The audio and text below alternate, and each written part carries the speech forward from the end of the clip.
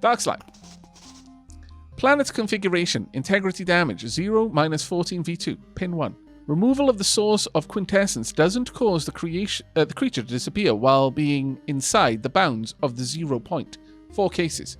Temporarily replaced with Cosmos concentrate. Further reason. Study required. Report illegible. Okay, so this is kind of talking about the fact that when you nix a building while a creature is still moving out of that building, but the creature now exists, but it's on the way out of that location, it's replaced by a dark slime. Basically, the universe is correcting an imbalance. Reminds me of a book called, what was it? Eon? It might have been Eon. I can't quite remember, but basically a scientist manipulated a singularity to create a corridor of space and time, but the walls of this corridor were space-time itself, and it had a texture, it had an appearance. It was an interesting book, a very, very interesting. The idea that when you create something that shouldn't be there, the universe adapts to make it possible. Hawker, thank you very much for the Prime sub there. Any other creature that anyone would particularly like to get some lore on? I'm happy to have a look. We're definitely going to find out about ghosts of ghosts and Prime Matter, though. That's a definite.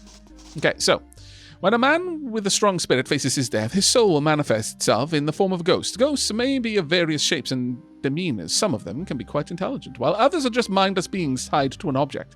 There are reasons to believe that ghosts possess the ability to evolve, though the use of some mysterious artifact. An extract from John Jodderly's Academic Pursuits. Lady Camille's, pop it into Backseat Gaming if you would like me to read a specific entry. And then I will go through them in order until we run out of books, or until I decide to jump into another loop. Lady Camille's family was absolutely positive that during her life, she was quite awful as a person, and even worse, an even worse singer. After her death, all the people who lived for miles around her castle got a chance to discover that themselves. An extract from the Valley of the Ghostly Screams Travel's Guide. Undeserving of their fate, most people die in agony. They are killed by force, and nearly all of them have some unfinished business left. Why are ghosts so uncommon, then? Is something else required to keep the soul in this world? There are ways of pinning a soul to our world while the person is still alive, and that's how ghosts are born. There are plenty of ways to pay with a part of your soul. I need more subjects to try out all of them from a diary of an unknown necrotic cultist. Okay, now it's time for the ghost of the ghost. Ethereal being stripped from its flesh, its mind, and all justification of existence. A swarm of chaotically intertwined ghostly bodies that are surprisingly synchronized in their actions. Maybe it's their hatred for all living beings that brings them together, and quite literally so. Just listen to this name. It's pure bullshit, I know. If we consider a ghost to be an essence of life and a mind, then what are we dealing with when we speak about a ghost of a ghost? The life essence of a whole family line from the perspective of one creature's death. A composite manifestation of the whole species. If you want my opinion, we're dealing with a huge pain in the arse. That's all you need to know about these creatures. Hivaldo, the Undertaker. Hivaldo wasn't joking.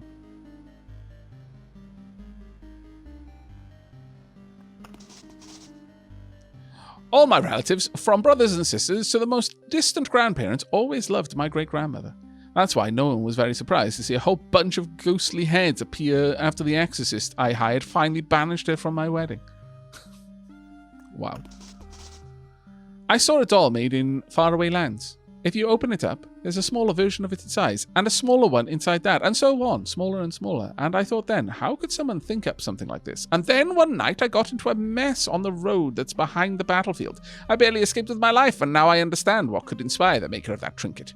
Tales from the Fair, Book 3. Now, Prime Matter. A creature beyond all comprehension. There are no words to fully describe it, and no words to even partially describe it. Both nothing and everything, simultaneously. The Alpha and the Omega. Here's writing about me. I'm writing with your hands. I'm reading with your eyes. I know that I don't understand this because you don't, because I am everything. Every living being is me. Text found in multiple different sources. Oh, that was really short, though. Oh, poop. Okay. Shadow Star would like to read the Mimic. Okay, let's have a look at the Mimic then. A nebulous creature of indiscernible composition that's able to imitate the form of any given object. Mimics are the best at what they do. There have been a number of occurrences known to history when a sleeping shapeshifter was opened up with a key. But occurrence of a mimic eating some unlucky traveller who happens to be nearby are much more common. It attacks with an array of pseudopods, of which he is almost entirely composed of. The mimics are surrounding us. Coins in the pocket of an old jacket. Where did they come from? Or a pair of nails in a drawer? A spare plate in the kitchen? The bloodthirsty chest that adventurers find on their way are but the weakest representatives of the species, too impatient and incapable of complex mimicry. They are easy to discover. Just reach out or hit them. I must publish this article as soon as possible. Everyone must know the truth. Mr. Zerical was found dead, choked to death with a metal rake tightly wrapped around his neck. What a terrible suicide. Oh, what a terrible suicide. Oh, man. Such tragic, to literally hung himself with his rake. His rake? Yeah, I know. Ingenious way of killing yourself. I just don't know why he would have sought to do it, really. But, something seems a little bit suspicious here. Beth Barlow was an opportunistic old lady. She could always find a way to profit from virtually anything. When a voracious mimic turned up in her basement, she saw it as an opportunity to get rid of cockroaches, rats, stinky drunkards, annoying neighbours, tax collectors, greedy grandchildren, and finally, her own boredom. 7 deadly joys. Her own boredom. Mimics can spend years without a single movement while waiting for their prey. The tenacity and modesty of these wonderful creatures deserves great admiration. While having the capacity of becoming apex predators, they stay true to their principle and keep punishing humanity's greed. Academic pursuit of the devilish fiends. I like that. I like the admiration for them. Okay, next up is Gearsworth would like Flesh Golem, please. Very well, Flesh Golem is up next. Where are you, Flesh Golem? There we are. A mess of flesh, bones, and wood. It's easy to mistake it for some undead creature, but it's actually the fruit of a blood tree. Its lifespan is usually shorter than a week, but in that short time it's able to break many spines. Its massive body is a weapon by itself. Not many creatures can survive a direct hit with its heavy, meaty hand. My Gramps used to tell me about the red thickets. It was around the North Path where he and his friends used to gather mushrooms. And one day, a huge carcass with its ribs sticking out jumped out at them. It killed Grandpa's friend with a single hit and then just fell apart. Only steam and chunks of meat were left. That road has become overgrown with red trees and no one goes there anymore. If you're lost in a blood grove, you'll always find your way back. Or at least, a part of you will. A knee or a collarbone, depends how lucky you are. Horace of Frogchester. Bad habits of the forest. Notes on meat golems. Not all flesh a blood grove consumes is used to feed it. The best parts are used for the creation of blood golems, the blood grove's way of spreading its seeds. A whole skeleton of an anthropomorphic creature is used as a base, and brains of the sentient species are used for controlling the random mass of muscle constructed around the skeleton. Short compendium of beasts. Hollow Soul, since Flesh Golem was already requested before you, I'm going to refund your points. Malakin would like a vampire. Very well. Let's have a look at you. I was wondering if someone would go for the vampire. Aristocrats feeding on the blood of the simple people is a very colourful metaphor. The thing is, it's not actually a metaphor. A vampire's lifespan is infinite, and his physical, magical, and intellectual abilities are phenomenal. All of these features make vampires great reformists and innovators. Nowadays, nearly all vampires have gone insane because of their long stay in the empty void and the consequently intense blood hunger. During battles, they use their long, bony claws to cut open victims' flesh.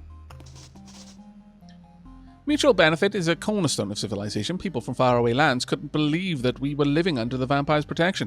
No one even remembers when the first contract was signed. Vampires protect us from monsters and give us new knowledge. Under their rule, our cities are thriving. Of course, some villages go missing from time to time, and there is an occasional village full of ghouls, but it's a small price for such generous gifts. One of the stories collected by Grigor the Suspicious. A few days ago, a villager sent Dudley to the Count to solve an argument about 2 cows. Poor Dudley never knew that people don't come back after an argument about 2 cows. I am amused by that.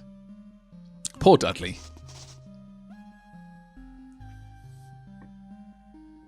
Oh, Marius, I can't wait to see the left wing of the castle finished. The workers became too slow.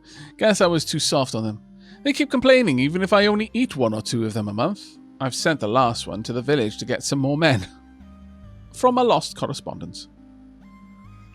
Marius, sorry, not Marcus. I think I said Marcus. The chest, if you please. I will refund the man, unless that is... Oh, no, you actually wanted the chest. Very well. Sure, we'll have a look if there's a lore entry on the chest. There are actually 3 lore entries on the chests. Okay.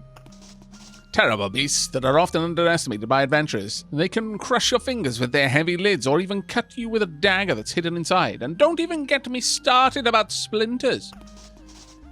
Day 738 of the search for the chest maker.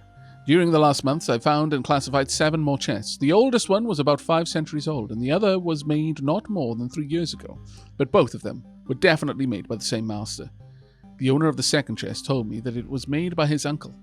I hope that it's not just another dead end. From the Diary of Chest Seeker. Very well.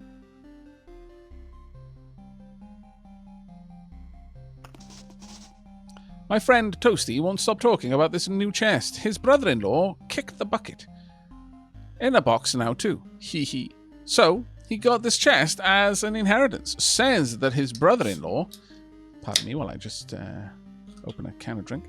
His brother-in-law of his brought it back from some battlefield. At first, he started saying that the piece of furniture made him feel like a nobleman, and now he's suddenly sorry about it. Says that he's been hearing voices and seeing some silhouettes.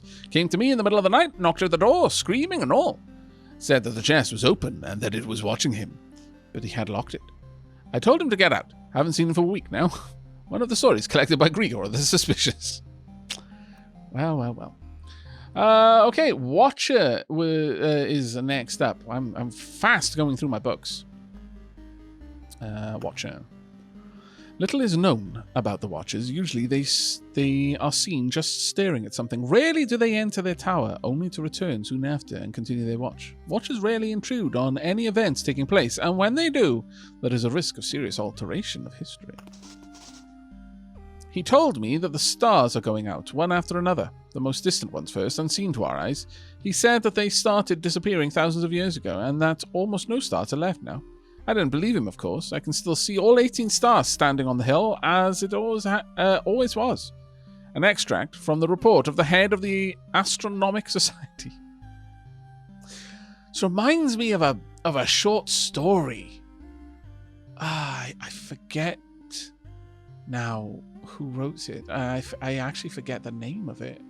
But it was about a civilization that grew around a star system with 8 stars.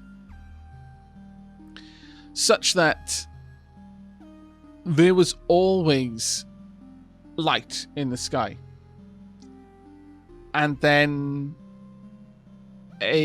but because of the configuration of the suns, like this civilization was humanity, but they basically didn't know darkness, like complete darkness, and as a result, darkness was terrifying to them. Like they would have like tests of courage to go into a tunnel that was just purely dark, no light, and like they'd come out the other side just completely driven insane with it. But it was a really interesting. So I'm not gonna spoil how that story ends in case any of you do actually look it up. Yeah, that idea of all 18 stars, I can see them all. Next one. An unknown creature appeared during the siege. It was floating in the air, doing nothing. So we continued our assault. Soon after, we breached the east gate. The enemy started pouring boiling oil, and then I heard a voice inside my head. That's not how it must happen. And the oil didn't harm us. We successfully pressed on and were able to break through the defenses. Yes, Liquid, that is the one. The one where every long period of time, actual night fell. It only lasted for one night, but darkness actually fell, yeah. I can't remember what the name of the story was, though. If anyone in chat happens to know, please let me know.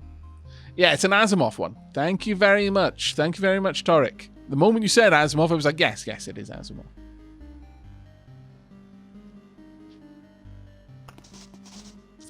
One time, when I was still a child, I got lost, and then I came upon a lonely tower.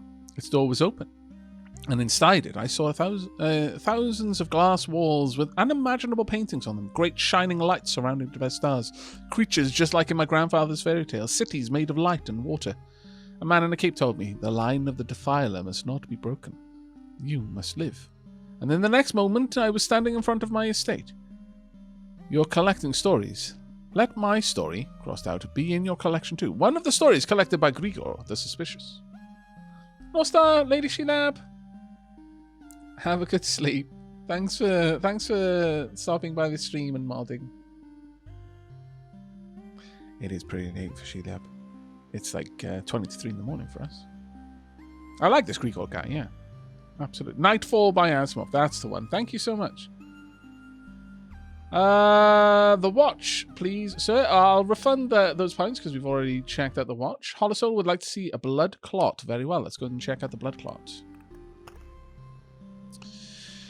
A bloody mess of guided by fading memories of its earthly form and motives. The handful of bones floating inside its undead body can hardly support it, and yet again and again it tries to get up from the ground and continue the fight. But every clumsy move and every attack only further weakens it. Its liquid body is easy to splash, but hard to wound. Fighting a blood clot is more of a tribute to the unknown warrior it once was, who will finally meet his death, not from wounds, but from realizing his long-awaited defeat. Cutting across the Forbidden Road, I made it in time for the fair. But it nearly cost me my life. The road was awful. My wheels kept getting stuck in shrubs and slurping mud. My horses were going crazy. I could hardly see the road in the dark, but you can't even imagine how grateful I am for that. If I saw all that during the night, I would have lost my mind. My horses and cart were covered in blood and bones, and chunks of rotten meat were sticking out of the wheels. For the first time in my life, I felt that surviving was more important than making a profit. Tales from the fair. Legend says that they appear to people who commit some sort of betrayal in the place inhabited by ghosts, but I have no idea why it attacked me then. It wasn't a betrayal, she was asking for it herself. Oh, wow, okay. Laurentia, the Black Current. The Black Current? What? Marius, it's just adorable. These peasants actually think that blood clots are made by vampires. Utter nonsense. I warned them that I will turn anyone who dares to spread these dirty rumors into a clot of blood with my own hands. But I guess that I only made it worse. Now they're whispering that it was definitely my doing. Giving speeches is not my forte, Marius. I'm used to baring my fangs, not hiding them behind a smile. I'm sure that you must know why these blood roads keep appearing, and that you'll help me deal with them. From Lost Correspondence. All right, final one, and then we're going to get back to the loop. The humble slime deserves some attention. Very well, Demi of Derp. Let's have a look at the humblest of humble slimes. A monster made out of thick, translucent moss green slime. It feeds on any organic material by enveloping and digesting it, as long as the victim doesn't fight back, of course. And if it does, the slime will do everything in its power to fix it. Slimes are the result of magical attempts to create life. They are primitive beasts with only a few ways of interacting with their environment, all of which revolve around finding and consuming food. Upon reaching a critical body mass, a slime will split in two. Every new copy is identical to the original, down to each individual cell in its body, and it's consistently ready to perform all the same functions. Perfect in its simplicity and disgusting in its nature. Someone's foolish games with magic has cost many lives. Hivaru Shat. Short compendium of beasts.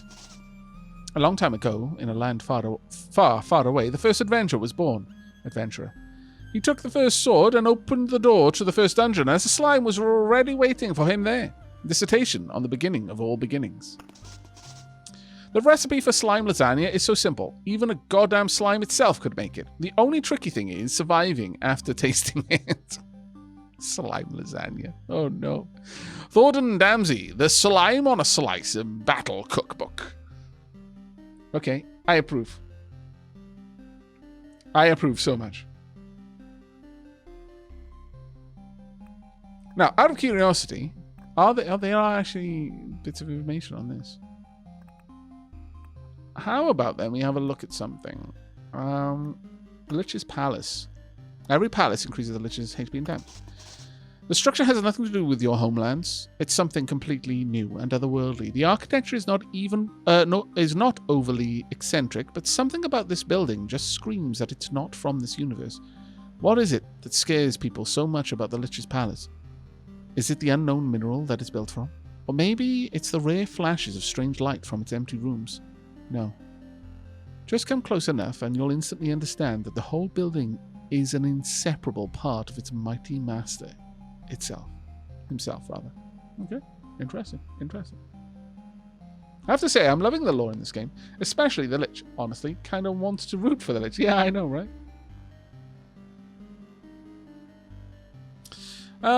Okay, that's enough. That's enough going through odds and sods for now. It really is. Really is. Okay. Ooh, okay, then. Do we save up for the river? Do we save up for the alchemist's tent? The clinking of vials and the unusual color of smoke indicates iron is being transformed into gold, or something else is into something else. Unlocks alchemy. Unlocks the ability to craft jewelry if the supply depot is built. Unlocks the 0 milestone golden card if Intel Center is built. You get a lumberjack. Unlocks the ability to craft furniture. A war camp. Unlocks the outpost card. A tower. Another warehouse. I wouldn't mind another warehouse. We need a lot of points for that, though. We're going to get a watchtower. It is time. You can forget many things when leaving the camp, but you won't forget the arrows fired from here. One crossbowman will help you from each tower in battles on tiles adjacent to the campfire. Only applies to battles with normal enemies. You'll have to deal with the bosses yourself. Oh, but that would have been the best part. Okay. I want these on the outskirts then.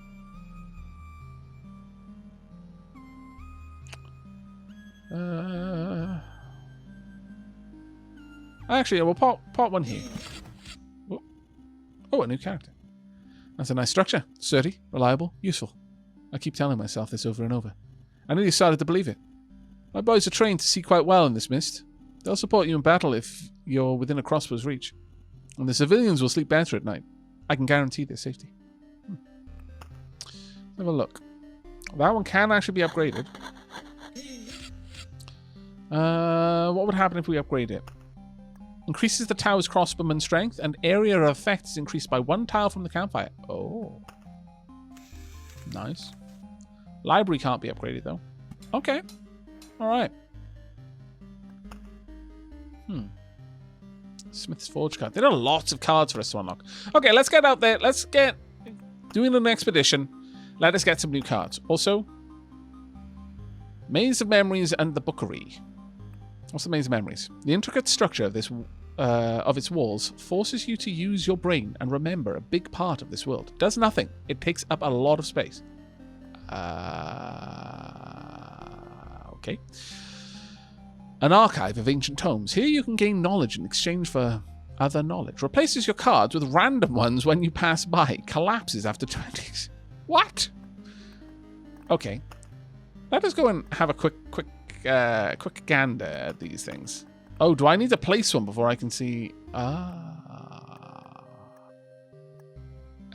temporary setback. Okay, well, we're gonna go on an expedition then.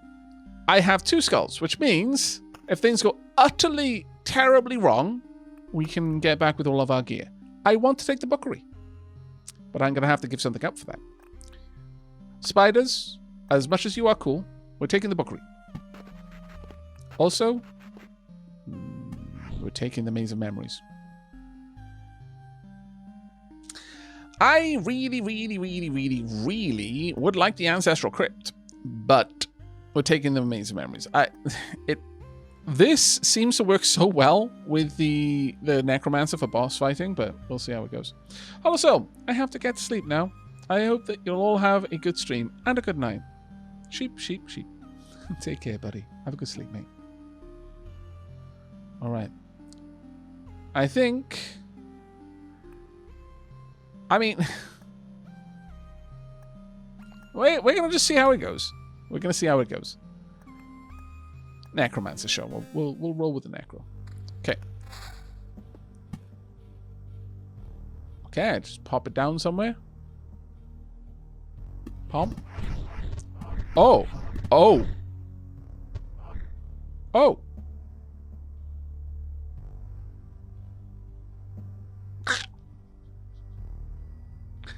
Takes up a lot of space. When I was placing it down, I was like, this isn't that big. I don't understand. But now I do.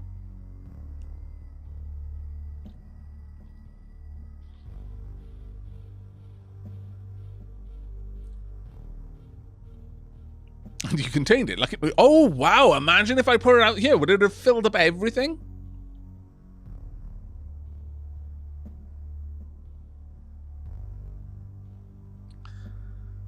That would actually kind of be amazing, I'm going to be honest. But, oh, all right. I guess we're not putting anything on the inside now, unless we use Oblivion cards. I'm not going to for science that. I refuse. Complete refusal of for sciencing that particular element.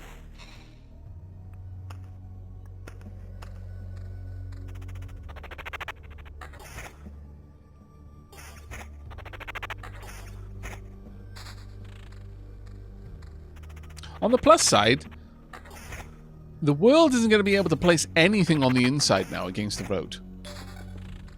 So that is actually kind of useful.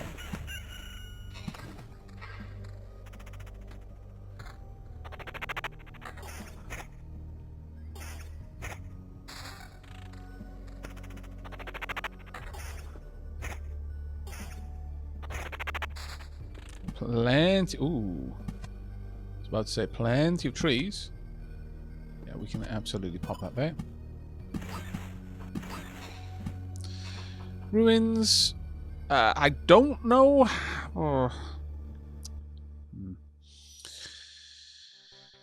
I don't think it's ever really going to be a clever idea to put this right next to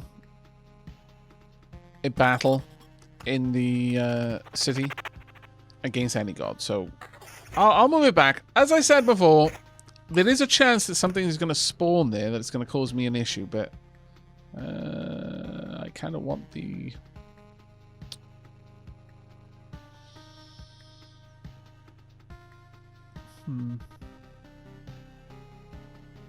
You know what? Sorry, risk it for the biscuit. We're gonna nuke the boss. Instantly having a better day every time I see an anniversary with Aavak. Oh, hello, 3ham Kablam. Love your name as always. Thank you so much for the 27 months, mate. But yeah, I would say that structure is incredibly useful in that... Oh, wow, look at that. Already nuked everything there. Oh, okay, fair enough. But I would say that that's already being useful in a way. In that it is preventing anything from spawning on the inside. It's just, maybe placing it down in a more... Now I understand that. I would probably place it down in a different way. But yeah, as we can see, we've already got an issue.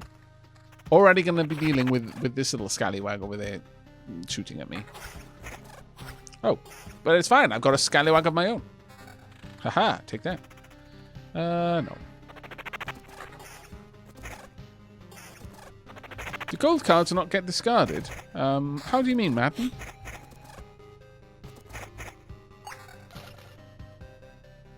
Oh. Talking about the boss. Oh. This would rapidly push you towards a boss fight. I didn't consider that initially, but of course, whenever a card is changed, like for example, that counts as 2 cards placed because one was a forest and then it turned into a burning forest. The transmutation cost some god progress. So placing this filled all of this with area as well. Just like when a town... If you place down a village, then place a vampire hut, the village turns into a ruined village, and then eventually turns into into the Count's lands. That one village tile will affect your progress by 3. Okay, duly noted, duly noted. I kind of like the interaction there. I really do. Very much do.